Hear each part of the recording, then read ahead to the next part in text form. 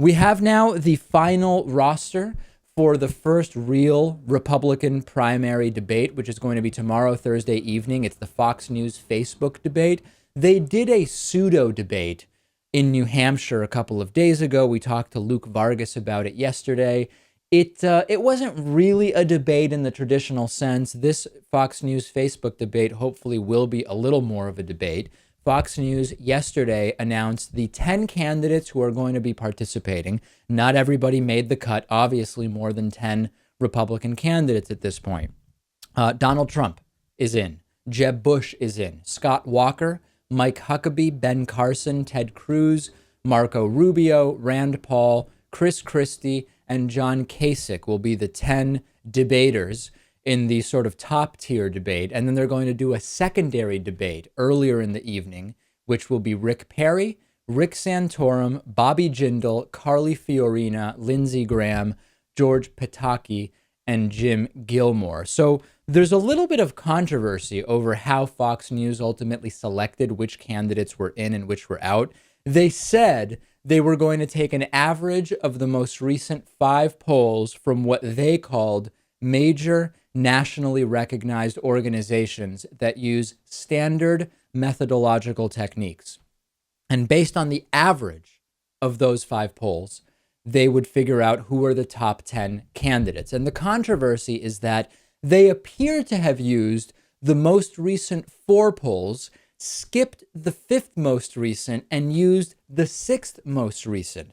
The problem that I have with calling it a really big controversy is 2 of the 3 analyses I read said that the 10 participants would not have been any different had they actually used the 5th instead of 6th most recent poll. But stepping back from it a little bit, quite frankly, I don't care. It's one set of lunatics or another.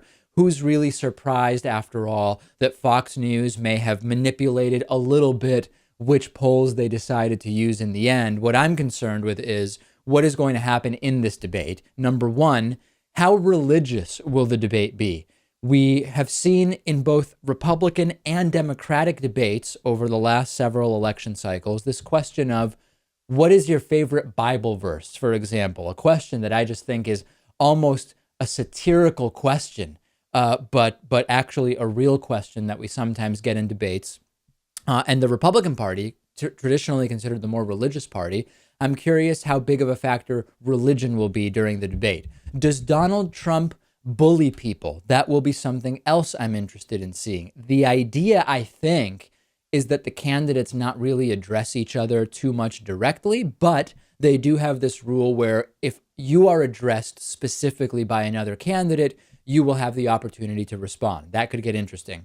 Who lies the most? And I think I'm expecting a lot of lying here. Let's be direct about it. There's going to be a lot of lying in this debate, but who does the most lying and who does the least skilled lying? Some liars are better by a combination of using weasel words and sort of dancing around the questions at lying in a way that is less obvious. Rick Perry, for example, in the pseudo pre-debate in New Hampshire a couple of days ago, was just very obviously saying disconnected nonsense from any of the questions that he was being asked. And then I'm also interested in who makes no impact, because with such a field, we have 16 or so candidates, 10 in this debate, and then some more in the second tier debate.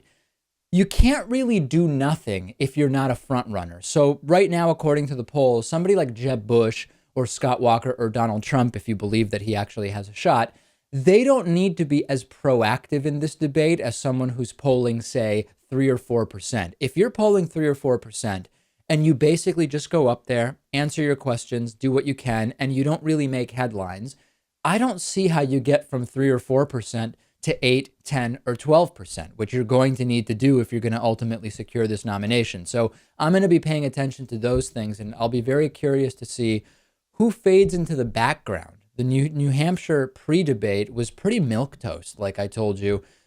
Very, very little impact made on me by any of the candidates. And I think here, bigger stage, more people will be paying attention. Will anybody make an impact? What will the headlines be on Friday? We will absolutely be covering the debate.